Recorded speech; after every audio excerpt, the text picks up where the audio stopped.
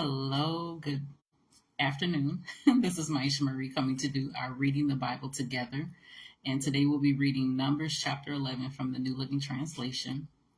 I just wanted to say real quick that I know that sometimes we almost make certain things that we do a chore to do.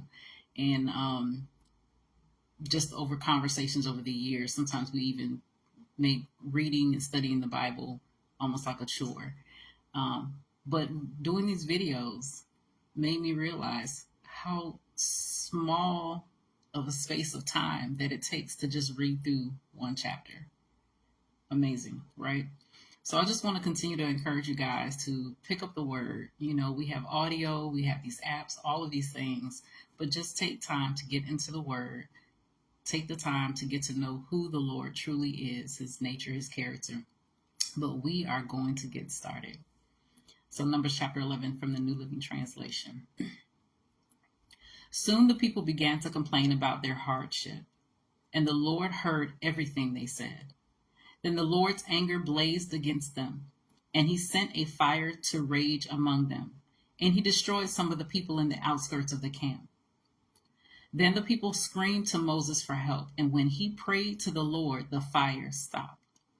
After that, the area was known as Taberah, which means the place of burning, because fire from the Lord had burned among them there. Then the foreign rabble who were traveling with the Israelites began to crave the good things of Egypt, and the people of Israel also began to complain. "Oh, for some meat," they exclaimed.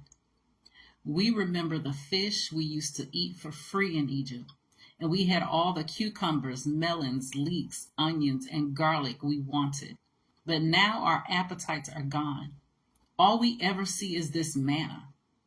The manna looked like small coriander seeds, and it was pale yellow like gum resin. The people would go out and gather it from the ground. They made flour by grinding it with hand mills or pounding it in mortars. Then they boiled it in a pot and made it into flat cakes. These cakes tasted like pastries baked with olive oil. The manna came down on the camp with the dew during the night. Moses heard all the family standing in the doorways of their tent whining, and the Lord became extremely angry. Moses was also very aggravated. And Moses said to the Lord, "Why are you treating me, your servant, so harshly? Have mercy on me. What did I do to deserve the burden of all these people? Did I give birth to them? Did I bring them into the world? Why did you tell me to carry them in my arms like a mother carries a nursing baby? How can I carry them to the land you swore to give their ancestors? Where am I supposed to get meat for all these people? They keep whining to me, saying, 'Give us meat to eat.' I can't carry all these people by myself. The load is far too heavy. If this is how you intend to treat me, just go ahead and kill me. Do me a favor and spare me this misery." Then the Lord said to Moses, "Gather before me 70 men who are recognized as elders and leaders of Israel. Bring them to the tabernacle to stand there with you. I will come down and talk to you there. I will take some of the spirit that is upon you, and I will put the spirit upon them also. They will bear the burden of the people along with you, so you will not have to carry it alone. And say to the people, 'Purify yourselves, for tomorrow you will have meat to eat.' You are whining, and the Lord heard you when you cried. 'Oh, for some meat. We were better off in Egypt.' Now the Lord will give you meat, and you will have it to eat. And it won't be for just a day or two, or for 5 or 10 or even 20. You will eat it for a whole month until you gag and are sick of it. For you have rejected the Lord, who is here among you, and you have whined to him, saying, 'Why did we ever leave Egypt?'" But Moses responded to the Lord, "There are 600,000 foot soldiers here with me, and yet you say, 'I will give them meat for a whole month.'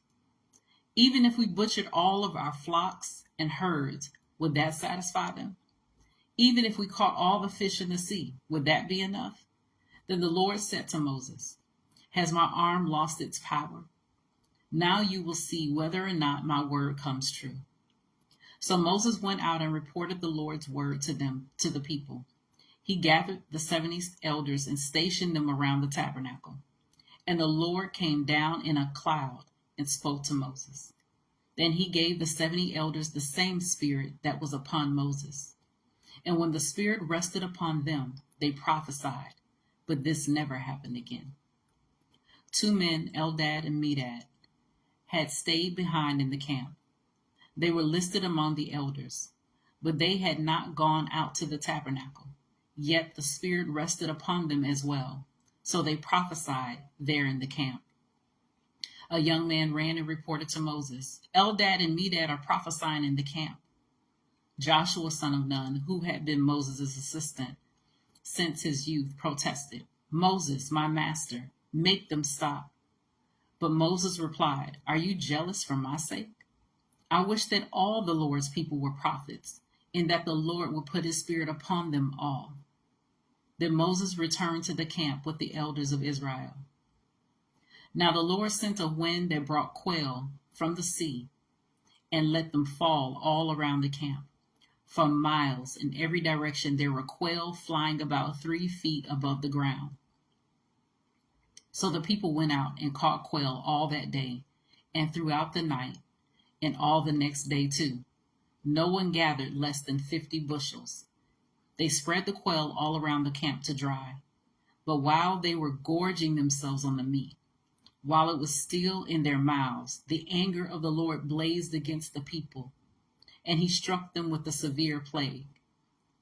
So that place was called Kibroth Hattaavah, which means graves of gluttony, because there they buried the people who had craved meat from Egypt.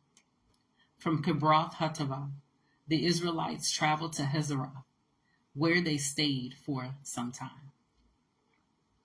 The graves of gluttony. So that was Numbers chapter 11 from the New Living Translation. And as always, continue to search the scriptures daily to see what is true. Allow Holy Spirit to illuminate the word to your heart, to your mind, and to your soul, bringing knowledge, understanding, and wisdom, and most of all, revelation of who God truly is, his nature, his character, and how much he truly, truly loves you. You guys take care. God bless. And we'll see each other on Monday. Have a great weekend.